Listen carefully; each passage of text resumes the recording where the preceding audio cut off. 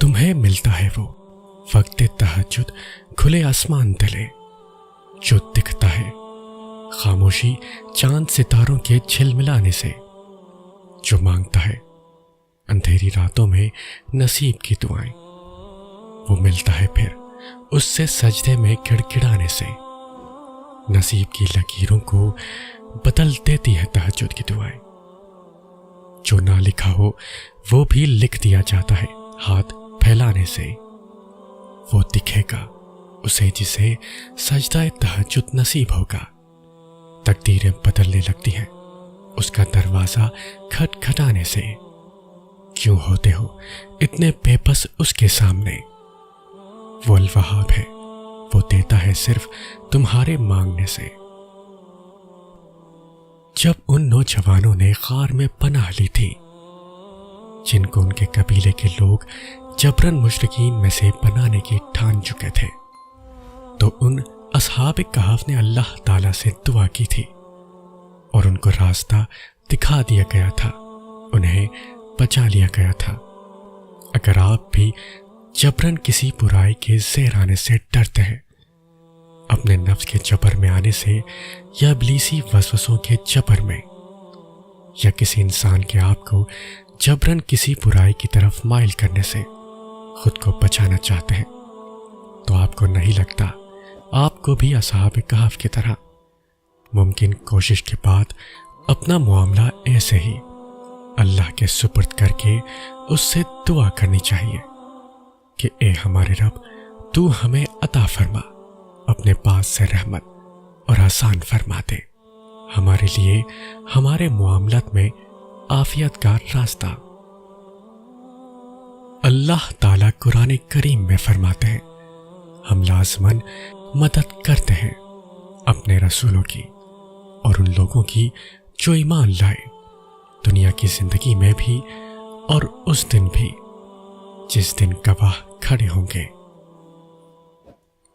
اللہ کی اگر رضا نہ ہوتی تو کیوں دہراتی تمہاری زبان ایک ہی دعا بار بار؟ ایمان لانے اور اللہ کا بندہ بن جانے کا مطلب یہ نہیں ہے کہ اب دنیا کی زندگی مشکلات اور تکالیف کا گہوارہ بن جائے گی، اور اگر کبھی سکھ یا سکون کا سانس ملا بھی تو وہ اچھے اعمال کے نتیجے کے طور پر ایک لمبے عرصے بعد جنت میں ملے گا۔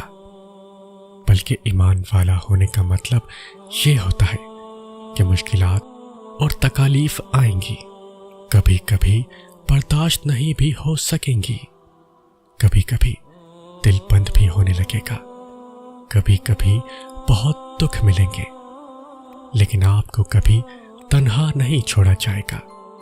آپ کو توکل کے مکتوب درجے تک پہنچا کر آپ پر نوازشیں کی جائیں گی، آپ کے دل کا تزکیہ کیا جائے گا، یوں کہ دل پھر ناممکن سے ناممکن، اندھیرے اور بند راستوں میں بھی اللہ سے امید باندھنا اور اس کی مدد کا انتظار کرنا نہیں چھوڑے گا۔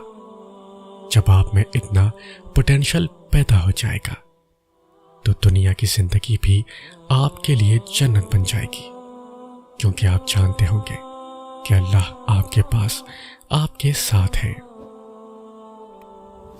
انسان ناراض ہو تو دوبارہ منہ تک نہیں لگاتا، اور وہ رب ناراض ہو تب بھی دن میں 5 بار اپنی طرف بلاتا ہے۔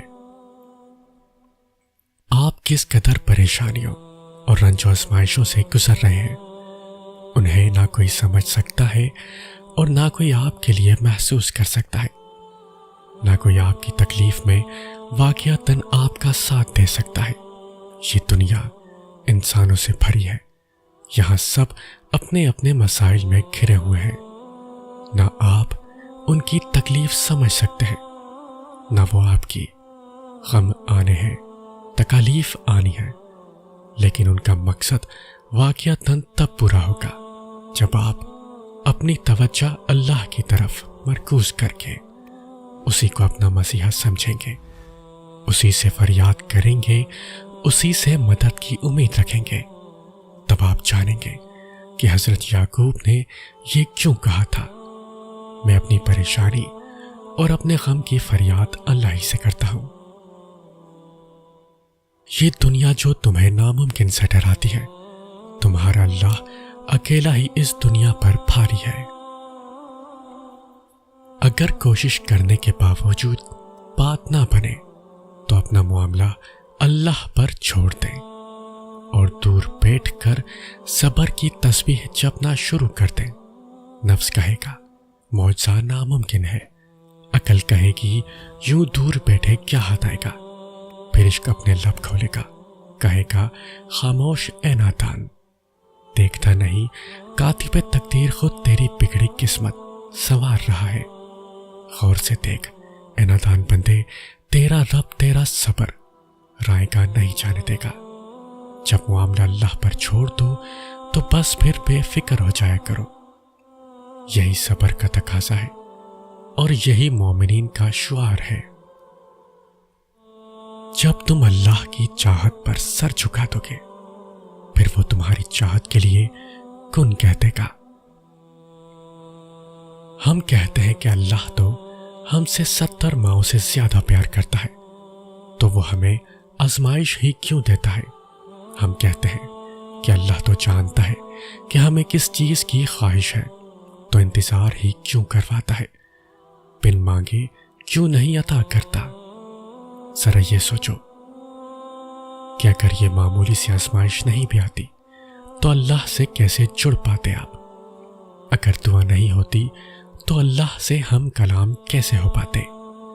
اللہ پاک مختلف ذریعوں سے آزماتے ہیں، کبھی لے کر تو کبھی دے کر، لیکن یاد رکھیے گا آزماتے انہیں ہی ہیں جنہیں اپنے قرب سے نوازنا چاہتے ہیں۔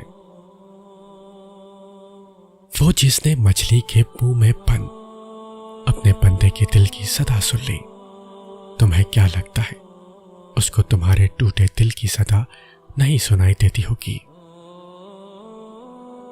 زخم بننے سے پہلے وہ مرہم کا انتظام کر کے رکھتا ہے، تو پھر رکو مت، دعا کا سلسلہ جاری رکھو۔ کن محبت ہے اس کی اور فیکون یقین کا فلسفہ ہے۔ محبت کرنے والوں کو وہ محبوب رکھتا ہے اور یقین رکھنے والوں کو وہ کبھی مقدر سے ہارنے نہیں دیتا۔ اللہ کے ساتھ کیے گئے کسی بھی معاملے میں خسارہ نہیں ہے، پھر چاہے وہ صدقہ ہو، خیرات ہو، تجارت ہو، راز و نیاز ہو، محبت ہو یا دعا ہو۔ لیکن انسان کو یہ بات جلدی سمجھ نہیں آتی۔